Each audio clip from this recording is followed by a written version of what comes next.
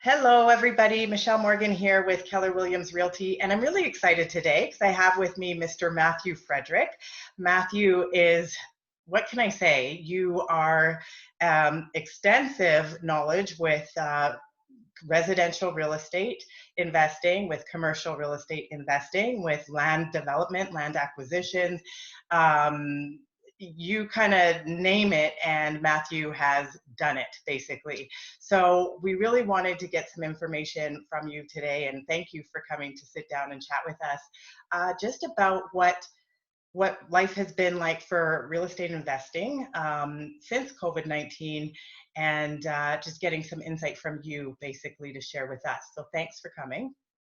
It's great to be here, Michelle. Absolutely. It's great to have you. So I'm going to start with the question that I get most as a real estate broker. So I'm going to turn this question to you as the real estate investor, which is, how do you find the market since COVID-19 for real estate?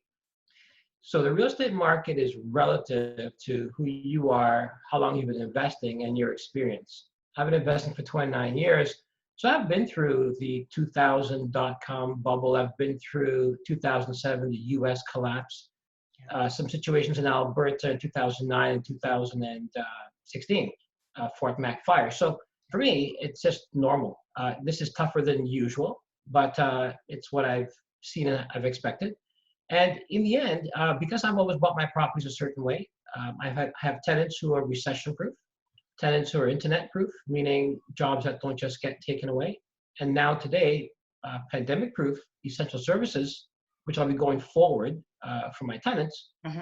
Generally, in tough times, the tenants tend to pay. So I'm okay with my apartments and the retail businesses that I own, the buildings that have those businesses.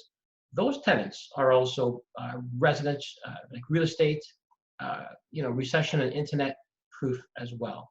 So for instance, like medicine, medical retail, convenience stores, pizza shops, those have been hit by the pandemic, but normally they're good businesses. Yeah, because I remember you always kind of being very specific with the type of buildings that you would acquire, basically, because you want to make sure there are certain types of tenants within your plaza, for example, right? Exactly. So I guess in the long run now, when we're seeing this pandemic hit, that really came to the forefront, where it's like, okay, even though, yes, you're hit and your business is affected, you're still able to make rent.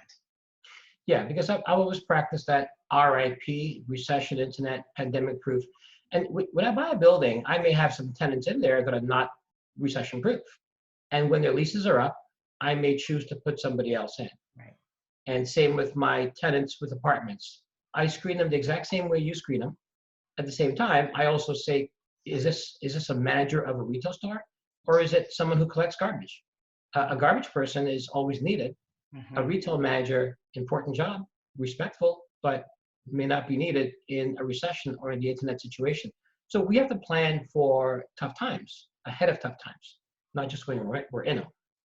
Yeah, absolutely. So with all of this being said, would you say now is a great time to invest? What I've seen in the last 2 months, and I'm seeing going forward, a lot of people who've held houses or buildings are now thinking, maybe I'm going to sell, because life has changed in other ways. Some of their young adults may not be doing as well. Perhaps they're realizing maybe we should live more, better work-life balance, as opposed to running property. So some buildings are becoming available. Some properties for investing are becoming available.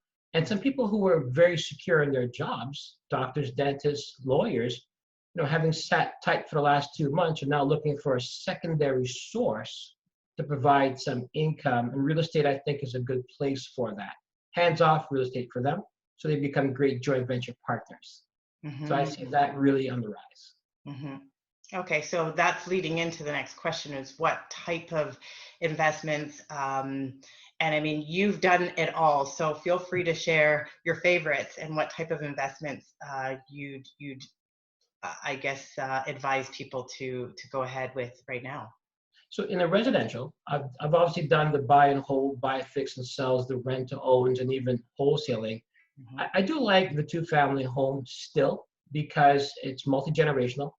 You can always rent the basement to maybe students or even to a young adult who wants to try out their own place for a period of time. I think that's still really good.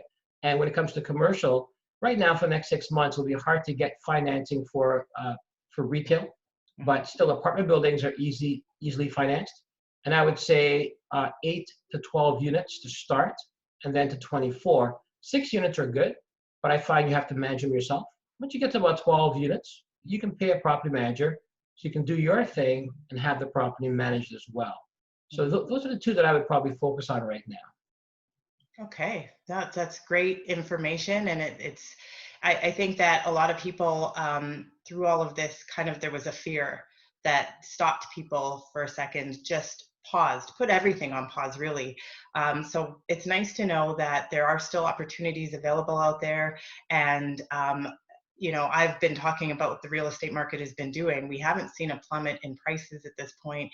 No. It really just was like a standstill that happened, right? So it's Yes. nice now to kind of go, okay, breathe. We know that this happened, but life still goes on, and there are still opportunities out there. And now may be actually the great time for you to continue.